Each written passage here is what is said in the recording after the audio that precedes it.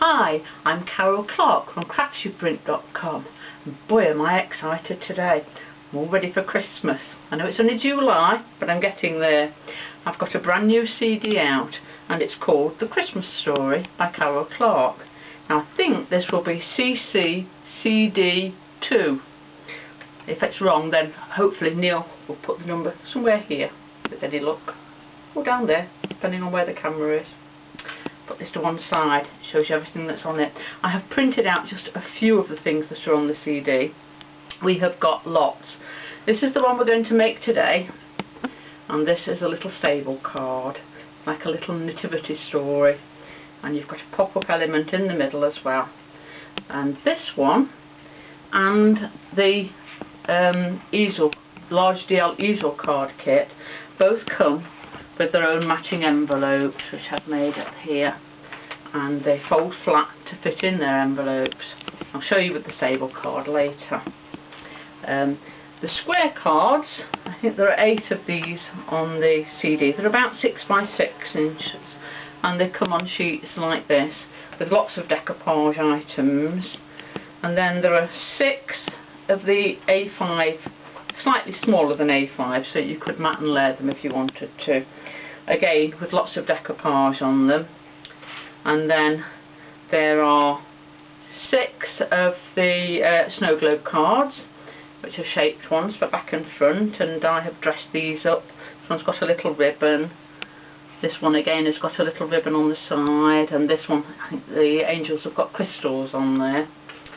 And then in another folder on the CD, you'll find that you have got matching inserts for both the A5 and the square cards. They all come with inserts too. And then there are 6 matching backing papers too. Now, one of the things I thought you could do perhaps with the square cards or the A5 ones, if you sell your cards, would be to package them up. And I have cut out this little the little graphic on the inside of one of the inserts and turned it into a tag to go with them, and I've packaged them up with their envelopes and a little bit of ribbon there too. Or you could just use it on its own as a gift tag too. So there are lots of possibilities with the designs, and like I say, there are lots on the CD too. So if I place all these to one side, I'm going to run out of room here, aren't I? Just move them off to the side. Now the easel card folds flat like that, as I might do a video showing how to do the large GL easel cards as well. And it also comes with a little bit that you can pop in your envelope to show the recipient how to put it up as well, which can be useful. I'll pop those to one side, and I'll bring the little stable card back in. There are instructions in the kit for how to make it too, and I've printed them out so that I can see exactly what I'm supposed to be doing. And there's the envelope again. So move that to one side, and we'll get started. And if we start off with the back sheet, or with all the sheets in fact, and like with a lot of my designs, you will find you have got registration marks on the side, and that's where you need to score. And the easiest way to do that is to use a ruler and a scoring tool, and just line it up with the registration marks and give a score along. You'll find you've got 3 on the back outer sheet and 1 on the front sheet at the top here. Then on the back inner sheet you've got 2 down the bottom there, again going that way. And you've got a sheet full of decoupage and your pop-up element too. And then you've got 2 sheets to make your envelope.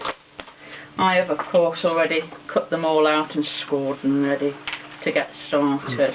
And we'll start off with the back outer sheet, which is the sheet 2. Now if you remember, we scored 3 lines at the bottom there, and flip it over, and on the very top line, if you turn it over and fold it, and I find my own folder, and give a good sharp crease on it. On the next line up, fold it back on itself, and again do exactly the same thing. And on the very last one, which is a little glue flap, if we do the same on that one too, and then if I lift it up, you can see you've like got a W there, and that creates the back part of your card base. Now if we take the card, this is sheet 3, back inner, you will see that just down here you've got a little black mark there, and you need to cut that out because that's where the pop-up element is going to go. I can't find my craft knife. Okay. This isn't going to work without a craft knife, is it? Here we go, I've got it. And if you take your ruler and your craft knife, and you need to cut it out, not just one side, but both sides. You need to make it into just a very narrow slot. And then if you take your craft knife, both ends of it, and lift it out, I'll show you in a second. I don't know if you can see that, but you've got a little hole there now, a little slot, and that's where your pop-up element's going to go. On this one you have got 2 score lines, so again if you turn it over, and on the top one you're going to fold it up, and on the next one, which is where that slot is as well, you're going to fold that down. There, like that. And then if you cut out your pop-up element, which is this one here, and you'll see that it's got a matching front and back. It doesn't matter which way around you want to put it, but choose which way you like. And then we're going to stick it to itself, but we're not going to stick these little flaps. We're just going to stick this bit here. And I'm going to get my trusty sticky tape putter on a thingy for quickness, and add some tape just there like that, and then stick it to itself. Now I've not done it very squarely, but I'm sure you'll have more time to do it. And then we're going to pop it through the slot, but we're going to put some tape on both of these outer sides. If you're using double-sided tape, you could do that now, because I'm not, and I've just realised I folded this the wrong way.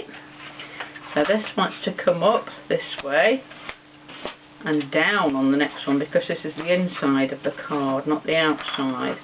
Now when I go to thread this through the little holes in the little slot that we made, and pull it right the way down to the bottom, you can already see how that is going to stand up for you. Just pull it right the way down, and then you need tape on these tabs on the outside of them. So I pop a little bit of tape there like that, and fold that one up, and on this one on the other side,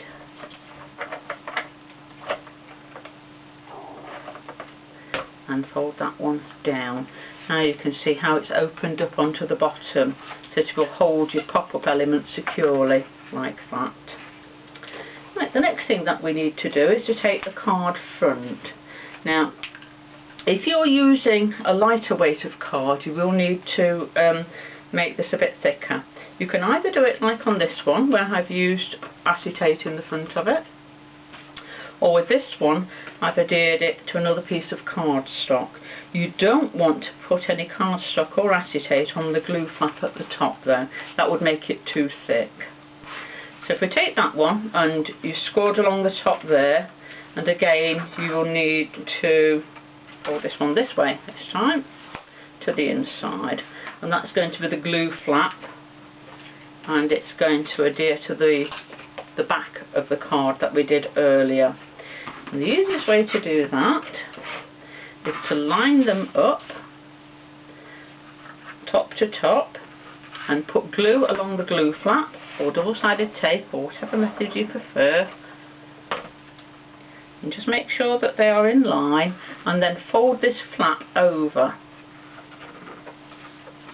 and that will join your front and your back for you. Now you can take it, and we're going to work on the back, but on the inside of the back, and we're going to take this piece here that we did earlier, and this is going to fit in there just like that.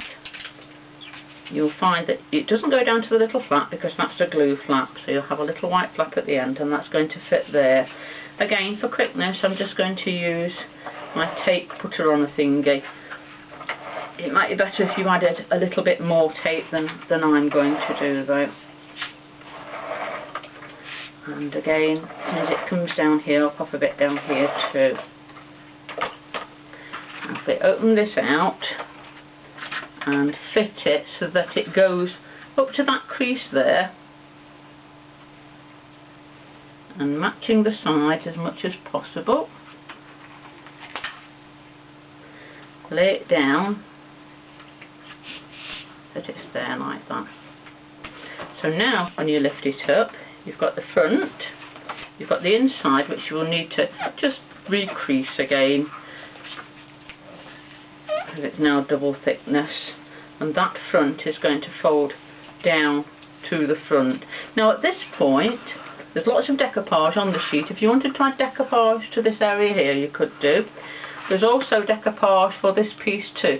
Just be aware though that the more thickness you add, the thicker it's going to be when you put it in its envelope. You have got quite an area that you could use, but you don't want too much. So to finish this off now, I think I need to use my bone folder just to give it a good crease. There. We're going to add tape to this bottom flap, and I'll try and carefully run it along the bottom like that, and then fold this forward there, and now your card will stand up. And just make sure that stays where it's supposed to stay. There, that's better. Yeah, like that. If you want to, you can add the star at the top, which I have cut out here, and added foam tape to it. And oops, we'll add this to the very top of the card, like that. And the back of your card already looks like that, but if you want to, you could add more decoupage too. So again, I have added foam tape to this, and I'll just whip this off. I end up covered in this for some reason, and I will add this to this side here. And when you get the kit, you'll notice, I don't know if you can pick up on this one, but this one here, you've got the hand there. Now if you want to use it without the hand there, if you just wanted Jesus in the manger, I've also given you just Jesus on his own without the hand. I don't want you to think that it's a mistake that the hand isn't on that one, because on one Mary's holding him, and on the other one you could use it on its own. So that would then fit onto there, and you could use it on this card if you want to. Oops, it's over. Perhaps in the corner or something, or you could use it on another card, or again you could have used it on the back. There are also sentiments, so although I've covered that one over there, it doesn't really matter, because I'm going to put this one on too, which is going to say Happy New Year, as you can see. Now you could use foam tape if you wanted to, but for quickness I'm just going to use my tape thingy cutter on it. And now I can use the Merry Christmas one on the front if I want to, which I think I will. And I'm just laying these on flat at the top there. There we go. And now your card will fold flat to fit into the envelope. For some reason this one, there, that's better. And here's the matching envelope to go with it, already decorated. And when we're just made, we'll fold flat and we'll slip into this envelope too.